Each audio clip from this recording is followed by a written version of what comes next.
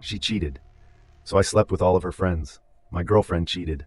I never let her forget to this day. A good revenge story gives me a warm, bubbly feeling inside. I believe it comes from this college experience years ago when I got revenge on my cheating girlfriend, and it felt good. I know I'm not supposed to enjoy it, but I can't deny how satisfying it feels. It's probably one of my favorite feelings in the world, even though I'm ashamed to admit it. So I decided to write my first post about this because I don't tell the story often. It is so extensive, and honestly, it just makes me look bad.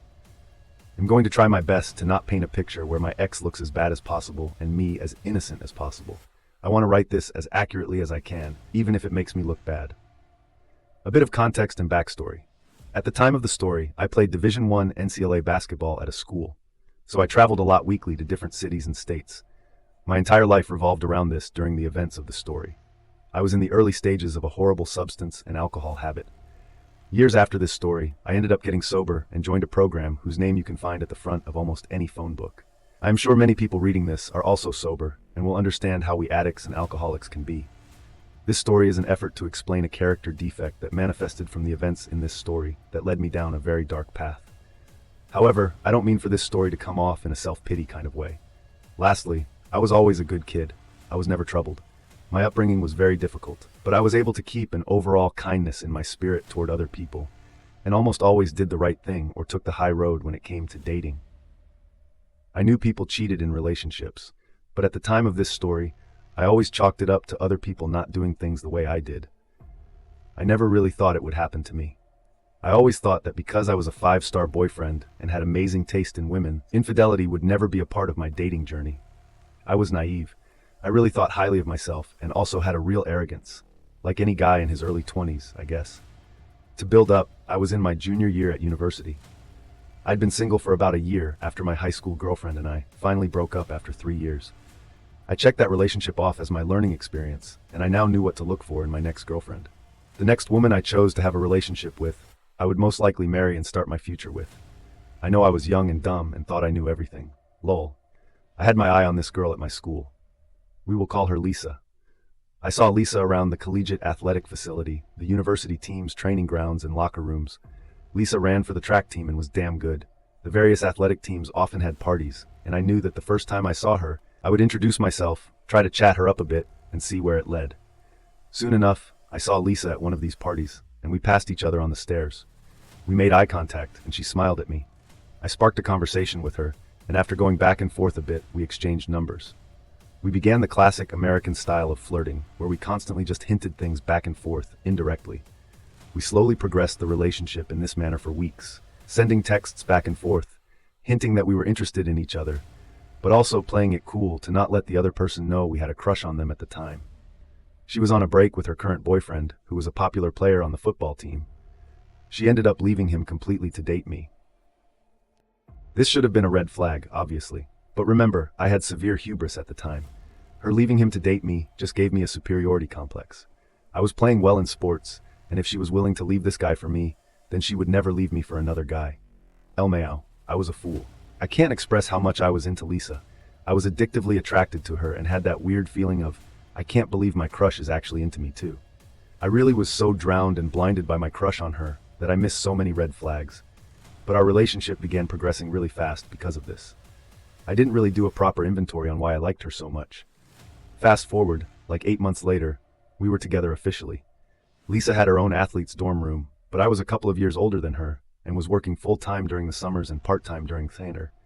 And luckily, I landed on a Friday and Saturday night. Lisa and I got drunk Friday night and had some unprotected sex. Lisa kept a period tracking calendar app on her phone. She was asleep, and I drunkenly remembered she always marked down on her calendar when we had unprotected intimacy. So she knew if she should be worried if she missed her period. She missed her period often because she was an athlete. My inebriated brain thought she should put it in her calendar now because we would forget the next day since we were so messed up. So I woke her up and said, "Can you put in that calendar that we had unprotected sex at this point?" It was like 5 a.m., and we were that 5 a.m. kind of drunk where you're mostly just tired. She unlocked her phone and opened the app, and before she could even do it, she fell back asleep. So I took the phone while it was still unlocked and proceeded to try and figure out how to put it in her calendar myself. Side note, throughout our entire relationship, Lisa went through my computer and phone constantly. She was very insecure and always had her suspicions. I didn't care that she was doing this all the time. She never found anything because I never did shady stuff ever again. Looking back at this, it's an obvious red flag I missed. I thought this girl would never cheat on me. So, this wasn't one of those stories where I went through her phone looking for something and subsequently found it. In this case, I was innocently trying to navigate this damn period calendar while I was drunk, and I was not suspicious at all. When I looked at the period calendar app on Lisa's phone, I saw all kinds of little markers on different days of each month. Each marker was a different color. So, I opened one to see what the color coding meant. I saw that red was obviously symbolizing her period, and then there were also black markers that showed when she had unprotected sex. This is when my heart sank into my stomach. This freaking calendar was peppered with black markers. It looked like a checkerboard with only a handful of red pieces left and all the freaking black ones. There were black markers on dates that I was in a different city playing basketball. I proceeded to open all the black markers going back for our entire relationship. We did not have unprotected intimacy very often, maybe once or twice a month. She had written the names of the guys she had unprotected intimacy with in the notes section of the black markers. There was a total of 4 guys throughout the entirety of our relationship that she allowed to penetrate her raw some months. There were almost a dozen of those freaking black markers. Sometimes there were 2 in one day. Looking back on this, I wonder if there were more unlisted men that I didn't see, because she clearly only kept track of the guys and time she had unprotected sex. In almost every story I hear of infidelity, it involves the discovery of text messages, being informed by a friend, or the classic coming home early and catching your partner red-handed. I, on the other hand, discovered a freaking well-documented ledger of almost every time she cheated and had unprotected sex. Amongst the 4 guys, I discovered one of them was her ex that she originally left to date me. Cheating on me with him was a common occurrence. There was some other unknown guy she was also clearly sleeping with regularly. The last 2 fellas looked to be just a one-time thing. But again, like I said, these markers were just the times she had intimacy without a condom, so who knows what the true story was there. I sobered up real quick. I proceeded to look through Lisa's texts and calls and found nothing. However, at the time, Android phones had a folder where you could see deleted texts, but not the contents of the messages. She had thousands of deleted texts and calls, but I couldn't see what they said. But I saw the numbers and did a quick Facebook search and matched one with her ex, in addition to something like half a dozen other random dudes.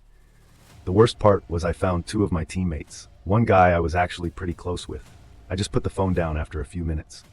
The evidence was overwhelming. The more I seemed to look at the phone, the more my insides began to hurt. I felt so defeated. I can't fully describe the feeling, but I'm sure anyone reading this who caught a significant other cheating knows what I'm talking about. I felt so stupid for trusting her and having no suspicions of her. I couldn't stop thinking about how I regretted all the times that I had an opportunity to cheat and remained faithful to Lisa. I felt like an idiot for not cheating when I could have. My loyalty felt like a waste. I know it sounds ridiculous and irrelevant to the fact that she was unfaithful. I think I obsessed over that. I wasn't sure what to do when I was too embarrassed to tell anyone. My sadness quickly turned to anger. I knew I was going to get my revenge. I just didn't know how yet. I was seething with rage and wanted to make sure she never recovered from this. My roommate, /teammate, and best friend, who was sleeping on the couch in my living room, we will call him Bono, an Eastern European kid who stood 7 foot tall and was as Russian in demeanor as you can imagine. He also had an equally ridiculous RL name, hence Bono. Well, Bono called me shortly after I started my walk. I answered, and he asked where I was. I asked him to keep this between us and told him what happened. He stayed on the phone and went into my room, and I heard him in his Russian accent yell at her, "Yo! You cheated on Up?" Then I faintly heard her audibly say something in the background, and him yelling at her to get out of the apartment. After hearing some scuffling, Bono got back on the line and said, "Yo, she gone. Come back and let's talk." I headed back home, and Bono and I went over what had happened. Things didn't get sappy because we were both complete alpha males who came from cultures where men don't cry. Neither of us really knew what to say or do in this situation. He made his best attempt to comfort me and said, "Tonight is your birthday. We're gonna get up and find you some." Her. I never liked her anyway. Oh yeah, this day was my birthday. I forgot about that part. Bono and I went out for breakfast. I was still a little drunk. My phone was blowing up with calls and texts from Lisa. I told her I saw everything on her phone, and I couldn't stand to speak with her or look at her. She kept trying to convince me to let her come to my birthday party, and I made it clear I didn't want her there. She clearly was concerned about exactly what Bono had suggested to me earlier when he and I chatted. Lisa's entire reputation and popularity revolved around the fact that she was dating me. I think most people didn't like her in the first place, but put up with her because we were together. She knew that if I acted single at my birthday party and she didn't show up, everyone would know something was askew. I think Lisa was more worried about being embarrassed than our relationship. I don't remember much of what happened that night, but one of my friends sent me a little package for my birthday from California, filled with some really good weed, hash, moon rocks, some pills, and the devil's dandruff. I proceeded to do a glorious swan dive into an intoxicated oblivion. All I remember is sitting on my chair at the pregame for my party. There were two girls sitting on the arms of the chair, and I still have a photo of that moment. I remember it vividly. We were preparing to head out. I had a few tables downtown at a popular nightclub. The booze and substances were the only things that made me feel normal. I had my sunglasses on and clearly had that happy, loaded grin on my face. The longer you look at the photo of me on that chair, you can tell I'm hiding a huge amount of hurt sitting there. The cocktail of substances started to take effect. This was the first time I ever used substances not to party but to feel better, to make me feel normal. I remember thinking I wanted to feel this way for the rest of my life. I was never going to hurt like that ever again. With drugs I had control, and no one could hurt me again. Oh, how ironic that turned out to be. Years down the line, I told my teammates and friends that Lisa and I were done when they asked why she wasn't at the party. I didn't tell them why though. I also didn't show them that I was affected by it in any way and just played it cool. I tried to focus everyone on the party ahead of us, the revenge. So this is one of those revenge stories where it was only half planned. I knew I wanted to get revenge on Lisa for hurting me so much, but I kinda just improvised as opportunities came up. My original kind spirit had died at my birthday on that chair. All my morals went out the window. I never cheated in relationships, therefore I believed I would never get cheated on. I realize now how dumb that is, but that's what I thought at the time. I didn't care what collateral damage I caused as long as my mission to hurt Lisa as much as possible was accomplished. So I continued every day of my life with this new selfish mindset.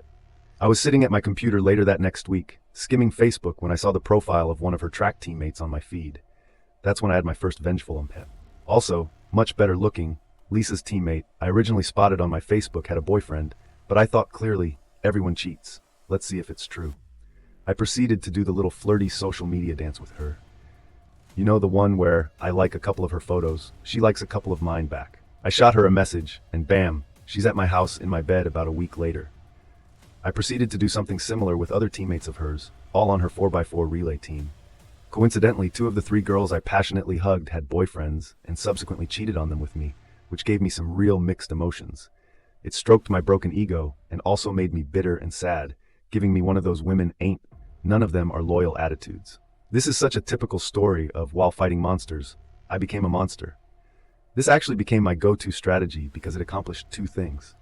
In my up mind, it exposed a cheater, but more importantly, if they were willing to cheat on their boyfriends, they would be more secretive about it, which meant the drama that would ensue when it came out would be elevated, and it made me feel better about Lisa cheating because it proved it wasn't me that was the problem. It was women that were the problem. I know it's up, but that's what I thought back then. I started to collect something from every girl that I hooked up with, like a bra, a pair of panties, or some jewelry, etc. Not for some creepy reason, but this is important later and was a part of my plan. Sometimes I didn't even have to try. One girl left a pair of very distinguishable shoes. I knew Lisa would know whose shoes they were. They belonged to the girl that Lisa's ex-boyfriend rebounded with after Lisa and him broke up, which highly upset her because it was her friend. Now it would upset her more because that same girl slept with both of her ex-boyfriends. I especially tried to collect items if it was something that I knew Lisa could distinguish, like a sweater from the women's track team with her teammate's name on it. After some time, I had collected a boatload of ore. After a couple of months or so, one of Lisa's teammates' boyfriends found out about me and his girlfriend, and it started a big, beautiful, dramatic explosion of a series of events with her and her teammates. This led to all of them finding out about one another's promiscuity.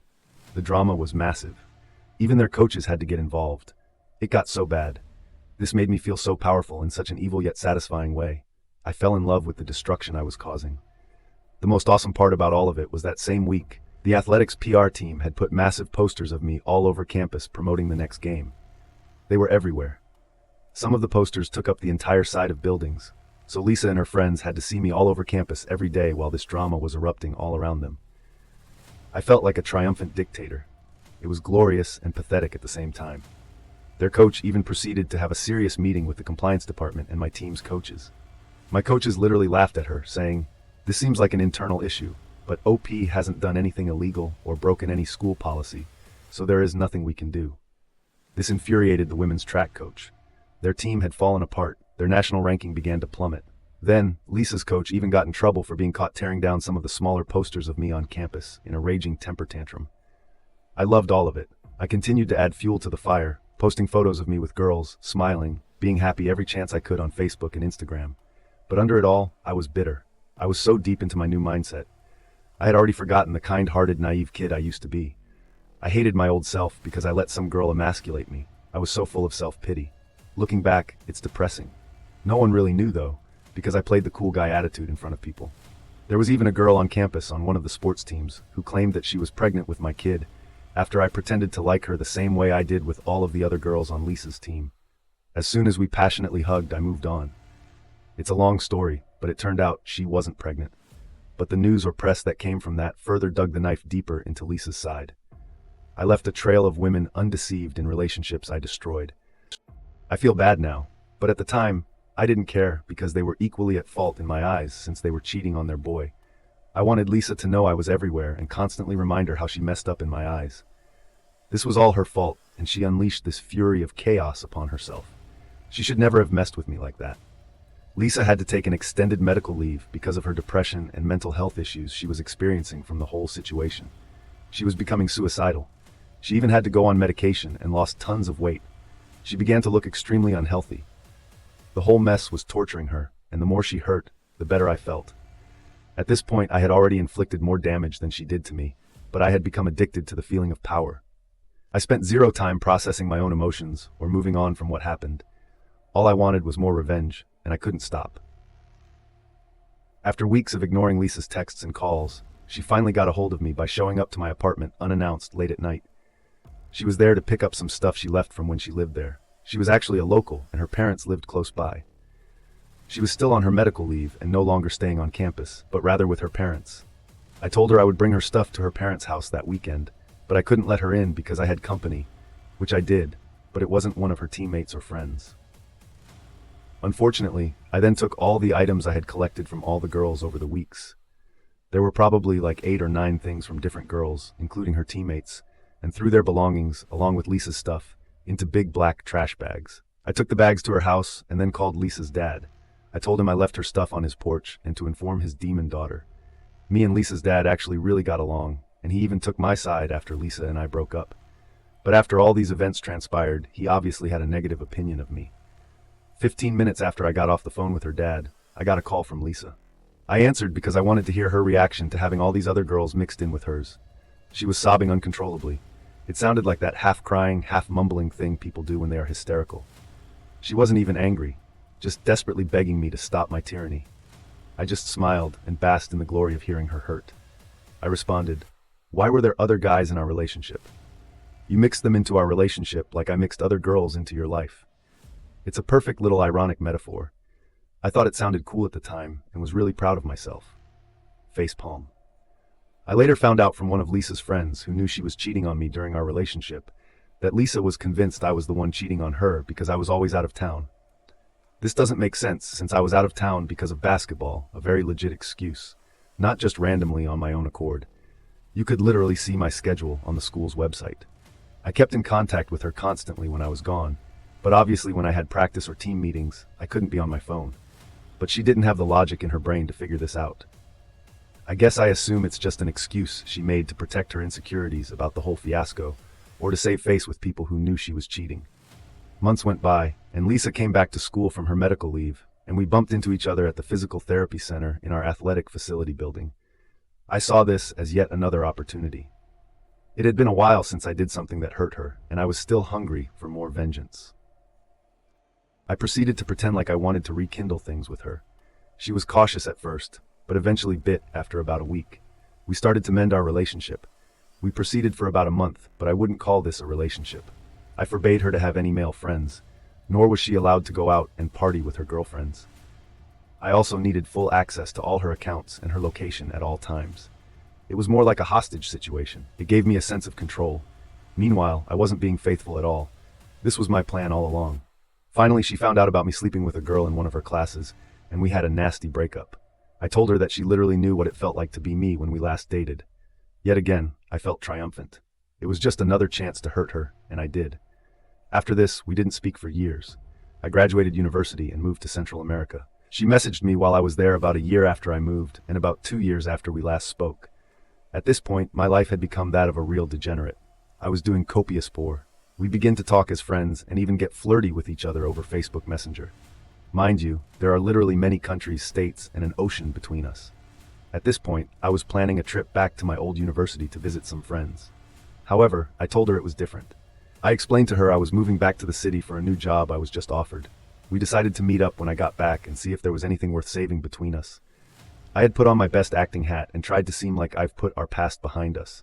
However, I'm just as vengeful now as I was years ago. She's finishing up her last year at university, and I made the trip back to the USA. I met Lisa at a coffee shop. When I arrived, we spent the entire night together. From her point of view, it really looked like we had moved past our differences. And what happened? We could actually work things out. However, I'm not moving back, obviously. Like I told her, I'm only staying 2 nights. She doesn't know this. After hooking up a few times and spending 2 days together without mentioning anything to her about me leaving, I packed my things and got back on a plane to Central America. I blocked her on all my social media and communication outlets. This time, I could only fantasize about what happened to her when I disappeared after she thought I had moved back and supposedly was ready to give our relationship another try this time. However, it wasn't as satisfying as my previous plots of revenge. My substance habit and lifestyle only got worse every year. 3 years later, I was hospitalized and almost died because of my extended substance use. I was never sober for a full 24 hours after that day. That went through that effing period calendar. Looking back, as much pain as I might have caused her with my vengeful life, my new identity that consumed my old one was so tainted with a dark spirit at heart. I think I honestly did more harm to myself with my actions, which led me down the road where I had no morals anymore. I spent the entirety of this story telling everyone how I kept getting revenge on my ex for cheating on me. As satisfying as it was, I wish I would have spent an equal amount of energy healing myself from the incident. If anyone reading this is experiencing the pain that comes with cheating, a good revenge story can bring you some satisfaction. But I hope you don't make the same mistake I did. Rather, spend more time healing yourself from the hurt and moving past it. The revenge won't heal you. It will be a separate journey, but could distract you from putting yourself back together. Luckily, I got sober, and am sober now 4+ years. I even had another girlfriend of 2 years cheat on me before I got sober, but this time I didn't take revenge. I spent my time healing. I changed and only focused on myself, and that was way more satisfying than the revenge I got on Lisa for cheating on me. Now I'm married, almost 2 years to a woman who is sober. Do I have a good life? I have a dream job and a dream marriage. Thank you to everyone who read this. Sorry if it wasn't well written. I never write like this. But I have never told the full story in detail before, and I got a lot out of writing. Mostly what I hope to get from this is to share my experiences doing horrible things, but feeling an immense satisfaction from it, where it's almost addictive, morphing from generally a good person to a relatively dark evil one. Obviously, people have dark moments, but I feel like my personality and psyche have never been the same since that experience. I'm looking forward to any responses from the people willing to read this. Hey everyone, it's been a little over 100 days since I posted this, and I've been pretty much astonished at the number of people who read this. I appreciate all the comments, even though it was a real mixed bag of responses.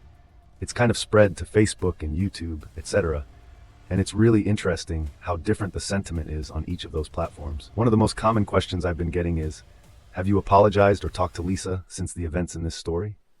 The answer is no, not yet. I am planning on it though. She's on a long list of amends I've been making for years. It looks like he'll be back in her city sometime next year, and I'll reach out to her then. I know a lot of you are telling me not to, but I have spoken to my sponsor, my therapist, and mentors about this, and the decision is to apologize for my actions. And I agree, it needs to be done. Also, a lot of comments were from people who are completely missing the point of the narrative of the story and feel the need to try and be my therapist or something and tell me how I should have done. But with one of them, I got cheated again in an even more horrific way, and it was significantly more traumatizing than this story I wrote with Lisa. I had learned from the experience with Lisa and didn't take revenge. I just walked away. That's when I finally got sober, and it led to the life I have now. I'm considering writing a post illustrating that story because I actually ended up doing the healthier thing, even though I was hurt even more than with Lisa. The thing that totally shocked me and honestly filled my heart with empathy is the sheer number of men who reached out to me here. sharing their own stories of infidelity and substance abuse, either asking for advice or just to share their own emotions and stories. I felt connected to people dealing with the things I did back then, and it was so fulfilling to have the opportunity to help these men deal with their trauma in healthier ways than I originally did. Thank you all for your responses, as much as they vary. Generally, I think all arguments made below have an element of truth. Here's another update on his life. I caught my girlfriend getting double-teamed by 2 guys. I tried one alive myself. A few months ago, I made a post in another thread sharing a story about how I got cheated on by my college girlfriend and the terrible obsession I acquired thereafter to get revenge on her. This is relevant to the story here. However, in this story I'm about to share, it took place years after Lisa, my cheating college ex-girlfriend. I got into another relationship and got cheated on again, but this time, I didn't get revenge, I just walked away. My revenge story in the other thread is a story of what not to do after getting cheated on, and this will be one of how I learned from my past and tried to do the right thing this time, even though it was incredibly difficult. The story begins after I had a horrible incident of infidelity with my girlfriend in college, Lisa. Like I said, I went on a long, tedious mission to get even with her. This was followed by years of just being bitter and jaded towards women. After college, I went down to Central America, where I pretty much spent years just doing and selling drugs, never considering getting into a relationship or allowing myself to get vulnerable with another woman. I fully admit that I was an awful degenerate during this time. Well, after a few years of this, I found myself more depressed than ever. These substances weren't working anymore. I grew tired of having these superficial, shallow, and temporary relationships with women. I decided to drop everything I was doing in Central America and come back to the United States. I called an old friend and made arrangements to move into his place temporarily until I got back on my feet. When I moved back to the USA, I decided to quit my gnarly substance habit that I had developed preceding my college breakup with Lisa. It wasn't easy, but I was fully committed to giving happiness another shot. I also decided to give dating another chance. I didn't want to feel pathetic for giving up on finding someone special just because some girl in college broke my heart by cheating on me. A couple of months after moving into my friend's place, I'd been on a few good dates with women in the area and started opening back up to the idea of allowing myself to grow close with a woman again. One day, I met this girl on a dating app. We will call her Kate. Kate was 25, and I was 23, and I absolutely fell head over heels for her. She had that burgundy red hair that wasn't orange, but was almost more fluorescent yet natural. She had a 3-year-old son who, honestly, I loved and who looked kind of just like me. Kate had just gotten out of a terribly abusive marriage and was in a very similar position as me. She had also just gone through a period of grief and a bad substance habit. She had just cleaned herself up and was ready to try dating again. This worked well for both of us because we both completely understood each other's emotional state and were able to allow one another to proceed slowly and not expect too much from each other. We both had fears of commitment and trust issues, and were still a little emotionally fragile due to our past relationships and substance habits. Besides this, we had so many things in common. Kate even said she felt like she was dating the male version of herself, and she liked it because we allowed each other to be completely authentic. As the months rolled on, we grew closer and closer. Her son and I got along, and he even called me Dad. He was too young to remember his biological father, and I was the only other father role he'd ever had in his life. The day I taught him how to pee standing up on a tree sealed the deal for me, and he became my son. From that point on, I got a job at a finance firm, and Kate worked at a nightclub. Things were going well, and we dated. Me and Kate never had any jealousy or suspicions with each other. We fully trusted each other. We never went through each other's phones, and we knew each other's passwords and login info to everything, so we never had any issues around trust with one another. Until this happened, typically, I would get up early in the morning before I got ready for work to walk Kate into the apartment from the parking lot because she wouldn't get home until after 3 or 4 a.m. in the morning from work. It was a bit of a sketchy walk. The club typically was only open until 2 a.m. most days, but recently started staying open until 4 a.m. most nights of the week or so. Kate told me one morning that she was leaving work a little later because she had to drop a friend off at her house. She told me this only like 5 minutes before she would ordinarily arrive home. It usually took her about 35 minutes to get home from work, so I found it a bit odd that she told me this last second. I knew where her friend lived, so it may have only taken an extra 5 minutes to drop her off on the way to our place. She ended up getting home about an hour later than usual, and something seemed a bit off. She looked high, not on weed, but it struck me as if she was on coke or Molly. I briefly confronted her about this, but she brushed it off quickly and said she was late because her friend's car broke down and they tried to get it fixed, but couldn't. That's why it took so long to get home. This was the first time in almost a year that anything like this happened, so I quickly pushed down my suspicions and chalked it up to me being a bit paranoid because of my past experience with infidelity and dishonesty. I told myself Kate would never do anything sketchy. She had been through the same thing I went through, and she knew in full detail my story about my last relationship. She would never do anything like that to me, especially since it happened to her too. I wasn't even that suspicious of her cheating or anything. I was more suspicious that she was doing hard substances again. Slowly but surely, incidents like this started happening more frequently, first like once a month, and eventually led all the way up to happening almost every week. There were a few nights where I was almost positive she was high on substances, and we thought about it. She finally admitted one day that I thought she was high, that she did half a line of coke once because she was tired and needed a pick-me-up to get through work. But that was all she did at this point. She was coming home at 5, 6, or even 7 a.m. some mornings regularly. Her club closed at 2 a.m. or 4 a.m., depending on what day of the week it was. She always had excuses, like the car wouldn't start, or she would go to her friend's house after work to smoke weed, or she went to a Waffle House with some of her coworkers after their shifts. But then one morning her text messages seemed severely suspicious. She wouldn't respond promptly, and it really seemed like she was forcing herself to sound genuine when texting me. She was doing the going to be home a little late dance with me again, but this time it really dragged on. She told me she was on her way at 6 a.m., 2 hours after the club closed. So at 6:30, I went outside to the parking lot to walk her in. When she arrived, it was snowing heavily outside. There was a blizzard going through the area. About an hour went by, and I heard nothing from her. I texted and called her over and over. She didn't answer the phone, but I got a message from her saying she was almost home. Another hour went by before she finally pulled up into the parking lot. The time was 9:30 a.m. I had to call out from work because I couldn't leave her son home alone. I usually left for work at 7:30. I was completely covered, head to toe, in snow. I walked up to the car and opened her door. Kate looked at me like she had seen a ghost, and she began rambling nervously and almost incoherently. She said she got pulled over but was let go without a ticket. The car ran out of gas, so she had to stop to fill up. Her friend was having a mental breakdown, so she stayed with her for a while to help her after work. She even started blaming me for things, like saying she wouldn't have gotten pulled over if I had gotten the registration done sooner. Yada yada yada. I thought she could have told me this by texting me or calling me at any point during all of this. It was all very suspicious the whole time. She wouldn't shut up, giving me very B. We both had our runs in the past with them, hence why we only smoked weed nowadays and occasionally had a drink. We weren't sober or anything like people in a 12-step program, but we tried to keep it very mellow. Her lying about these substances was even more concerning to me than the actual substances, because it was triggering my trauma from my ex Lisa, who lied to me and cheated on me in college. I literally was at the point where I didn't even care if she did these substances. I just wanted her to be honest with me. I couldn't stand the thought of being in another relationship where my girlfriend was lying to me about anything. My mind began to spiral. I felt completely betrayed, and Kate helped build each other back up after our tumultuous past. And now, we have wonderful lives. I never thought she would lie to me about anything. We had such an open book, trustworthy relationship, and we never experienced any problems with this type of stuff. Before I got obsessed with trying to find out if she was lying about the drugs, I needed undeniable proof. The next day, when she left for work, I tore up the house looking for something.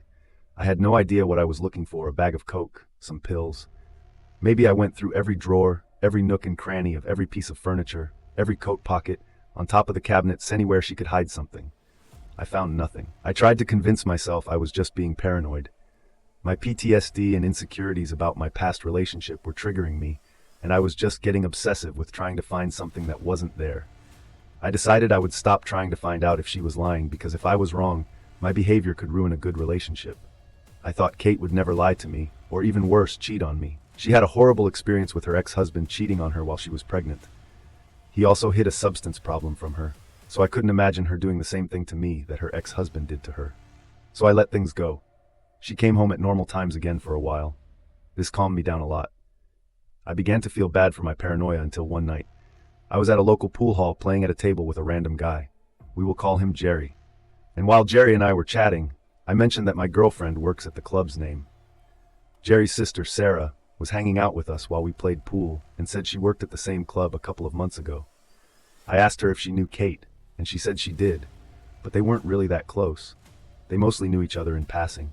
I then expressed that I wished Kate had a day job, where we could be home together more at night. When I got off work, I told Sarah that since the club typically closes at 4, I would only see Kate for about an hour or two before I left for work in the morning. Sarah then looked at me confused and said, "I thought they closed at 2 a.m. When I worked there, we only closed at 4 on Friday and Saturday nights." I told Sarah they changed the hours after she left. Sarah then told me that her roommate still works there, and she never mentioned the closing times had changed because she still comes home just after 2 during the week.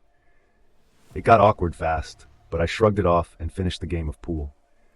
After the game, I went home, and I couldn't get what Sarah told me out of my head. I looked up the club Kate worked at, and indeed, it said they were only open till 4 a.m. on Friday and Saturday nights and 2 a.m. every other night. I again convinced myself that they must have not updated the times on their website yet after they made changes. Deep down, I knew Kate was up to something, but I was so scared of being lied to again after years of avoiding relationships for that exact reason. I was in full-fledged denial. The next day was a Sunday night. I texted Kate and asked her when she would be off that night, and she said she would be home at 4:30 and would text me when she was on her way. So, at 2:30 a.m., I called the club and asked if I could speak with her. It was about her son. The manager answered and told me they had closed at 2, and Kate already left. I felt like I was going to throw up. I decided I was going to confront Kate. I don't know when she came home that night, because I ended up drinking until I passed out and didn't go out to the parking lot to walk her in. When I woke up, she was asleep next to me. I got up and went into the living room where I saw her purse sitting on the coffee table. I picked it up and started to go through it. At first, I lean up against the door and look at her through the mirror. She looks up and says, "Hey babe, what's up? How was work?" I guess she didn't see that I found the rolled up dollar bill. I reply, "Hey, we need to talk about something." I proceed to tell her that I called the club and they told me they close at 2 on Sundays. She immediately ignores the entire topic of her lying about what time the club closes and proceeds to scream at me for being controlling and obsessive, for not trusting her, and for having no right to call the club in the first place. It didn't faze me. I had made sure that I wasn't just being paranoid. What she was doing was grade A gaslighting, which I was well experienced with because of my previous relationship. The fight continues to escalate. I accuse her of doing cocaine behind my back and lying to me about her substance habit. I call her a cokehead, and that's when she turns around and swings at me with her eyeliner. I turn in reflex, and she lodges the eyeliner pencil about 1.5 inches into my shoulder. She then proceeds to punch me about 6 times in the face. I don't react or hit her back. I was mostly just in shock. Once she finishes beating me and screaming, we both just stand there, staring at each other. I pull the pencil out of my arm and drop it on the floor. I walk out of the bathroom and into the kitchen, where I get some duct tape and patch up the hole in my arm. I have a tattoo right where she stabbed me, and I still have a nice, healthy scar there to this day. I leave the apartment and start my walk to the liquor store. Kate is blowing up my phone. She is doing the whole thing where she is apologizing, and when she doesn't get a response, she begins throwing insults, then repeats that cycle over and over. I buy a bottle of Fireball whiskey and proceed to walk, drink, and walk, drink. I eventually black out and wake up to none other than Jeffrey, who I played pool with the other day, and some other guy I didn't know, trying to pick me up out of the snow. They put me in their car. Apparently, they were on their way to work and saw me fall and not move on the side of the street, so they pulled over to make sure I was okay. Today, I wonder where those guys worked, because it must have been super early in the morning. I was walking for hours at that point, and probably blacked out long before I fell. I had finished the whole bottle of whiskey very quickly. When I was in the car with them, they asked me what was going on, and why I was walking around at that time of night, that far from town. I could barely talk. It felt like my lips were frozen. I was able to tell them where I lived, and they dropped me off at home. When I go inside, Kate is shocked and tries to get me to lay down and get warm. I black out again shortly after and wake up in a pool of vomit in my bed. I get up, take a shower, and go out into the living room, where Kate is sitting on the couch, crying. We begin to talk. She apologizes for stabbing me with the eyeliner pencil, and she admits that she had started doing coke again and was going to her coworker's place. A few of them lived together in an apartment. They were all females, and she would do coke with them before coming home. She first started doing it to help her get through work, and it just kept escalating. I asked her if it was just coke or if it was other stuff too, because there were some nights where she seemed like she was on more than just coke. She admits that every once in a while she took a Xanax to take the edge off the coke before she came home, but she did this rarely. We ended the conversation civilly, and she promised to stop doing substances and lying to me about where she was, and that she would never hide anything from me again. But now that I knew she was capable of lying and keeping things from me, I was a bit more on my toes with things than usual. Weeks go by, and things are kind of back to normal for a while.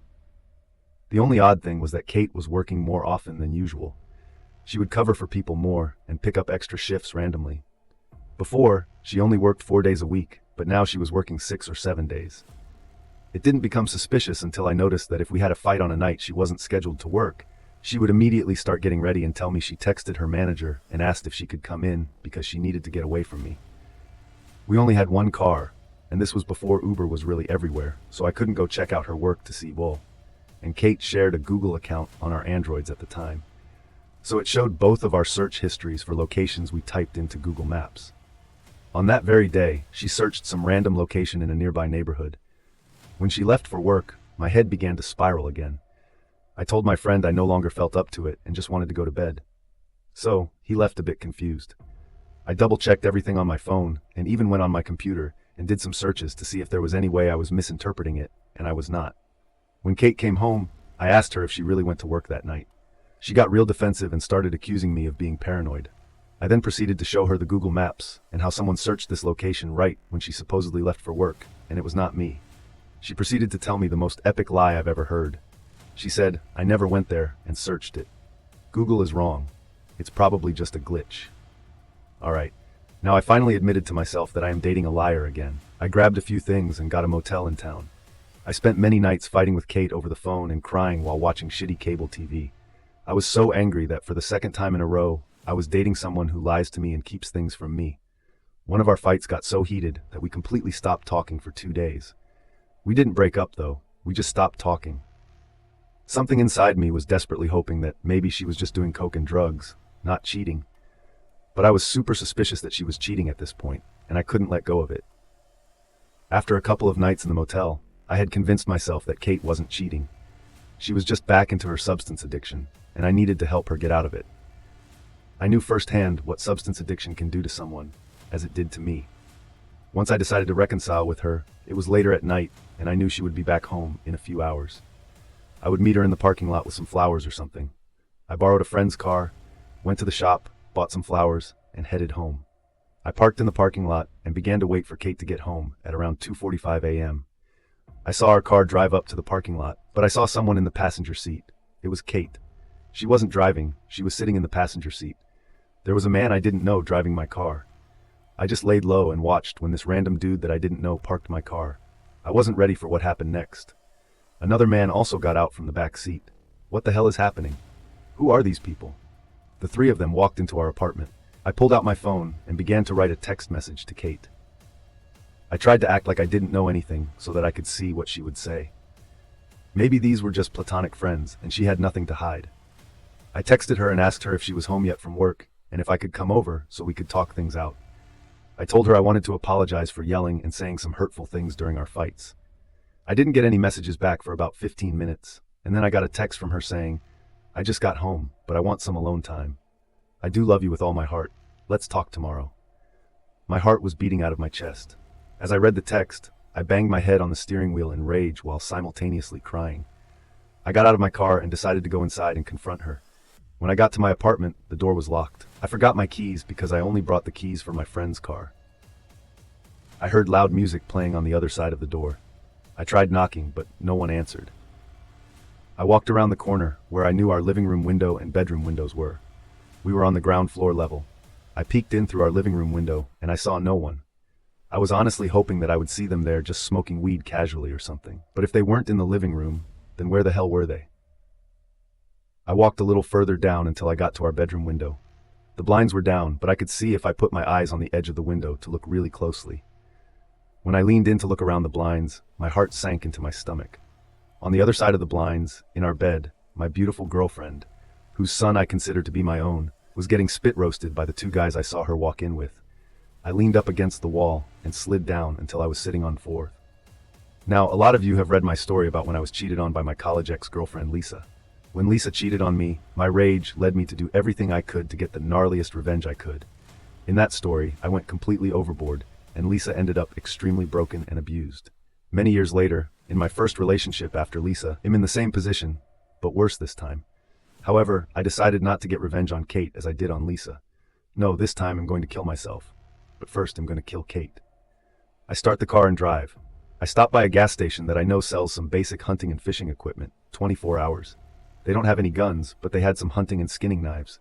I buy the largest knife they have and drive back to my motel. I grab my keys to the apartment and then head home to paint my bedroom walls with their blood. When I get there, I slowly and quietly open the front door. I begin to creep down the hallway to our bedroom, gripping the knife tight, expecting one of the guys to maybe pop out. I inch up to my bedroom door. It's open, but the lights in the room are off, and I can't see anything inside. It's quiet.